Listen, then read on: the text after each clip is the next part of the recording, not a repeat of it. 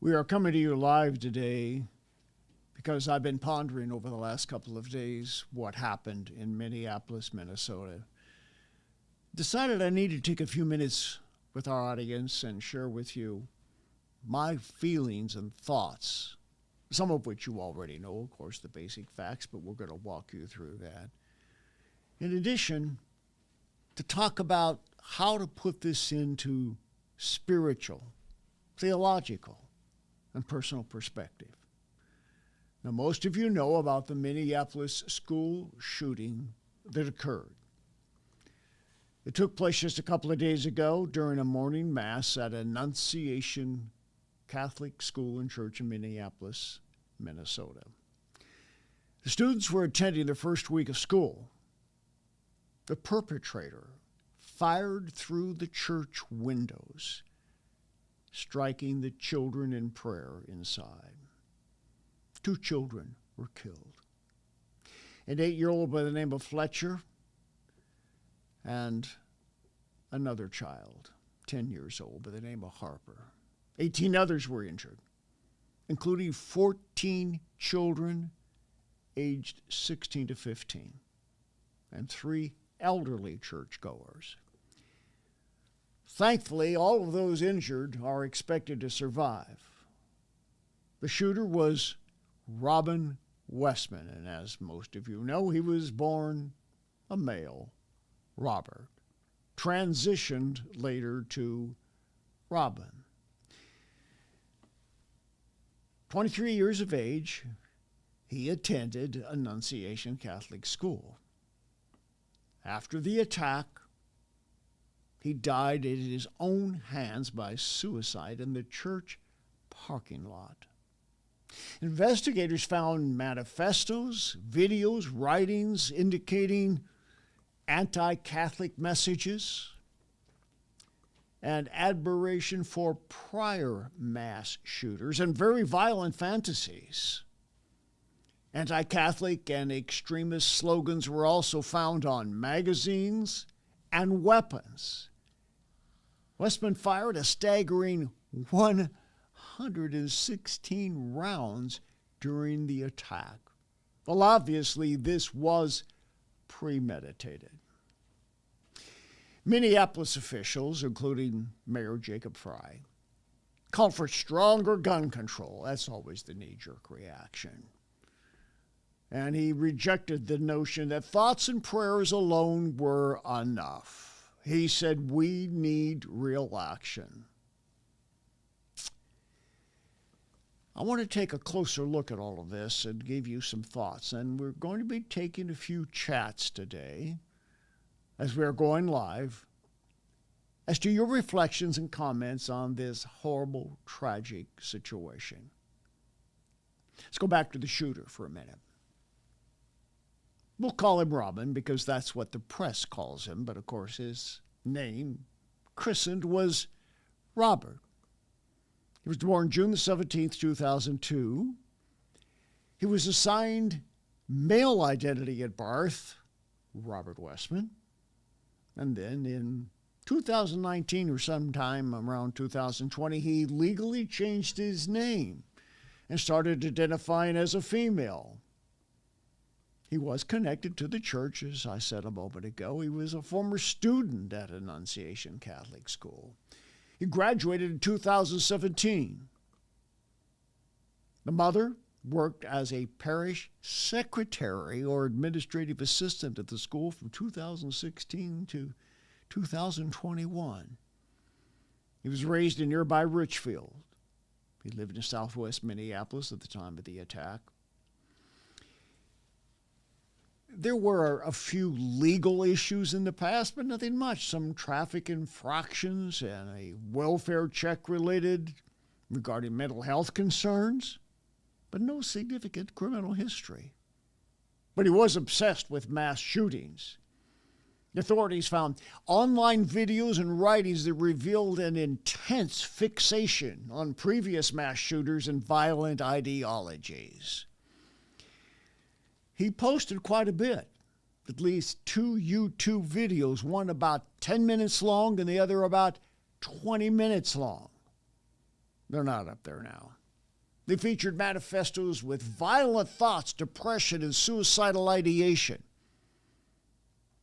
The weapons in the magazines were marked with hate, disturbing inscription, including anti-Catholic and anti-sentiment toward Jews. And phrases like, kill Donald Trump. Are there any answers about this Minneapolis shooting? Well, some callous individuals have mocked the fact that the children were praying when they were shot. That's pretty cruel. To have suggested it was pointless to be praying, but some politicians couldn't keep their mouths shut and had to say it.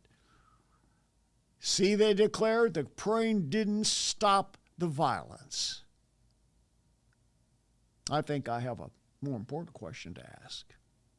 Is there anything better those children could have been doing at the moment of death or life-threatening injury?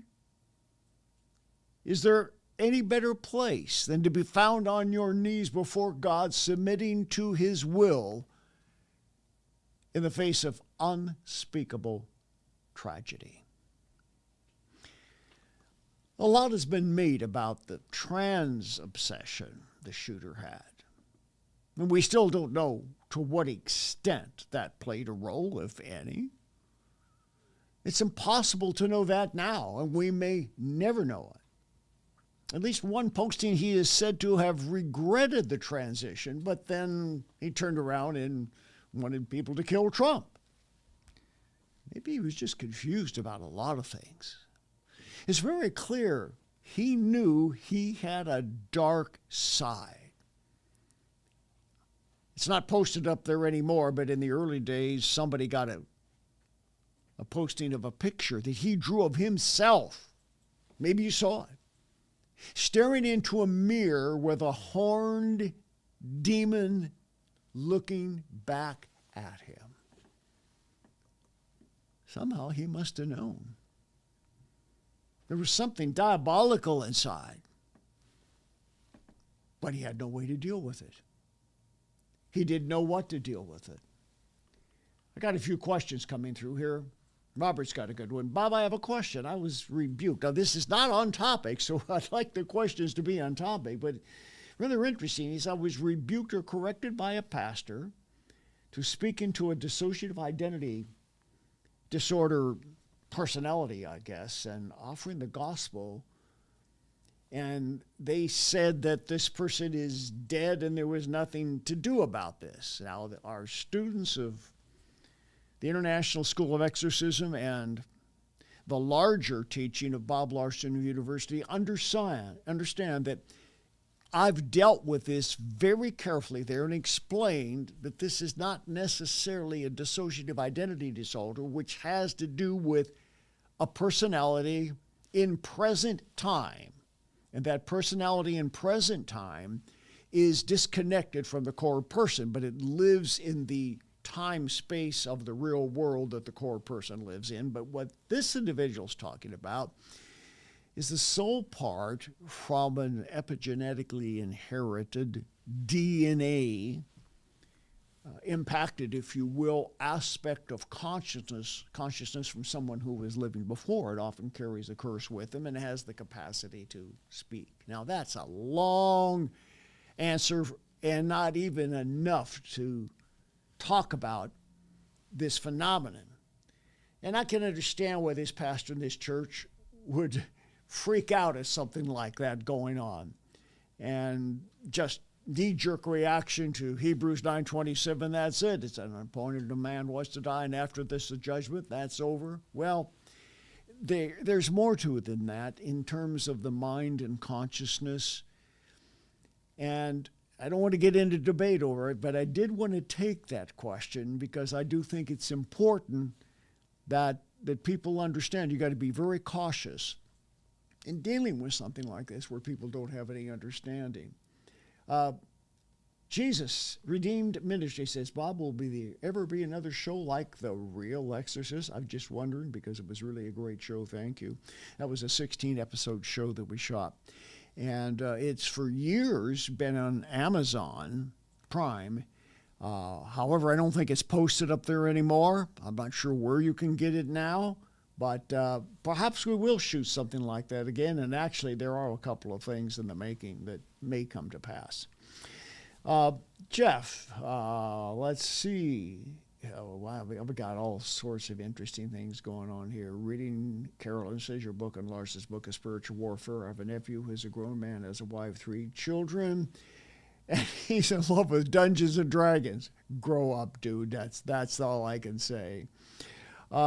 Joy, Bob, this is horrible. It sounds like the shooter may have been demon-possessed. May have been?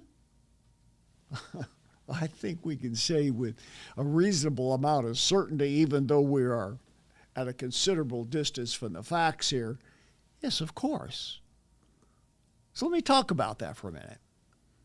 As an exorcist, I can tell you there was something going on inside the soul of this individual.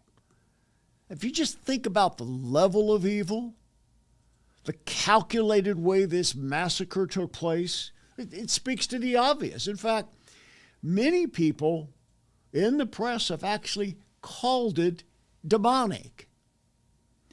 But you know, if we're going to use the word demonic, it has to be more than an adjective.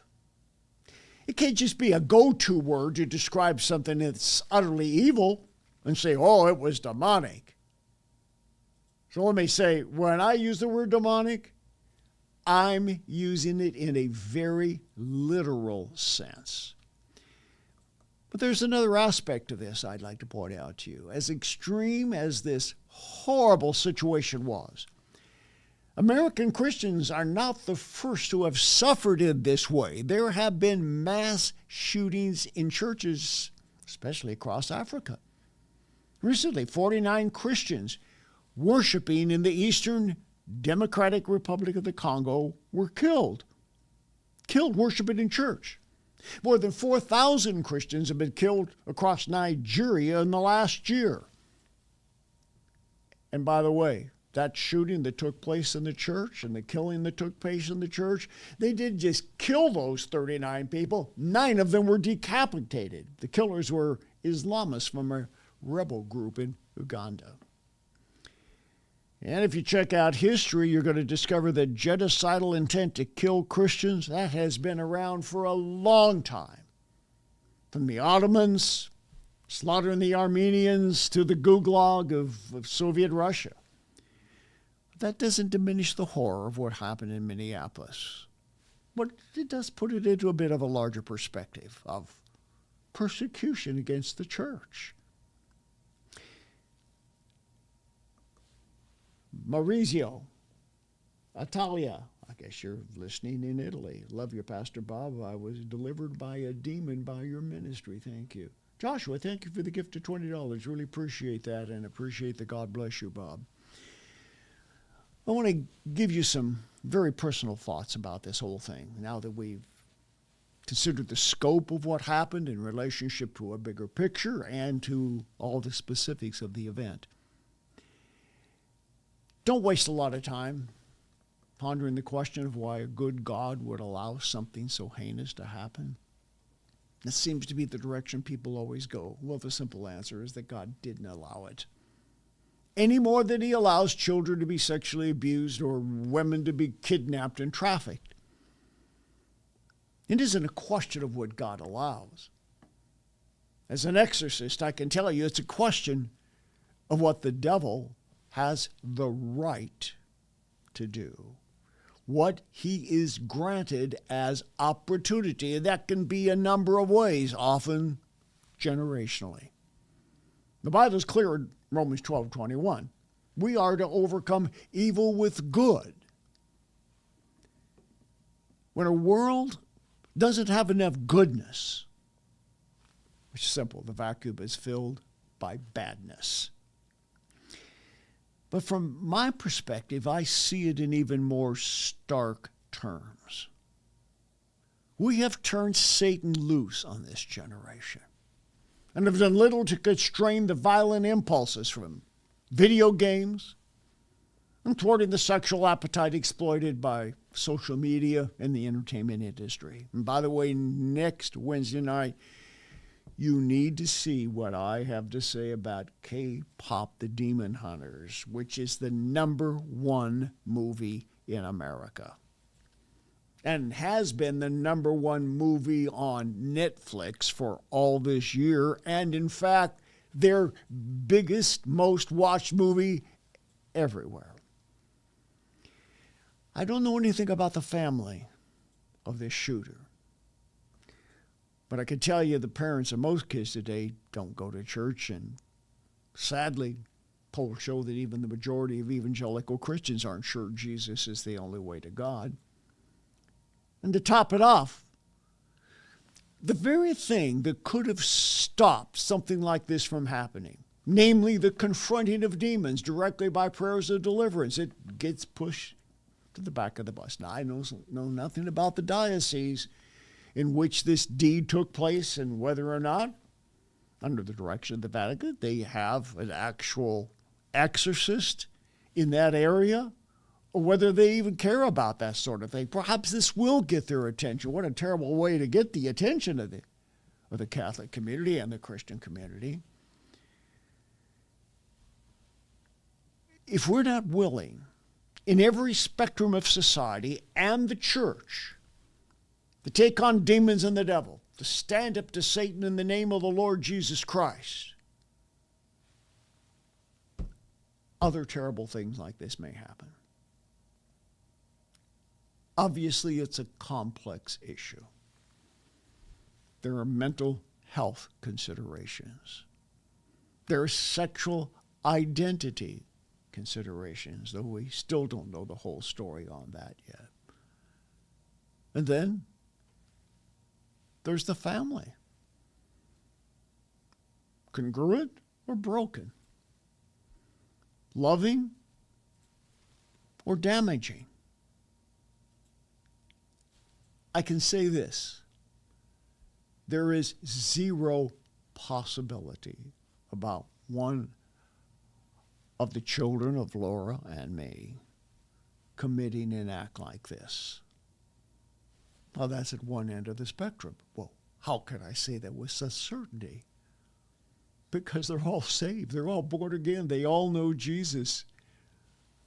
They've all been through deliverance. They've been raised in a loving Christian home with biblical values, and more than that, a home that understands the works of darkness and makes that very plain to the children. Now, I'm not here to pat myself on the back. If anything, is to pat my wife on the back for doing such a great job of homeschooling our children and providing them with solid Christian education. But when a child is raised, and this is not to be critical of the parents because I don't know anything about them, but the reality is the kid was a killer. And he was just a shooter.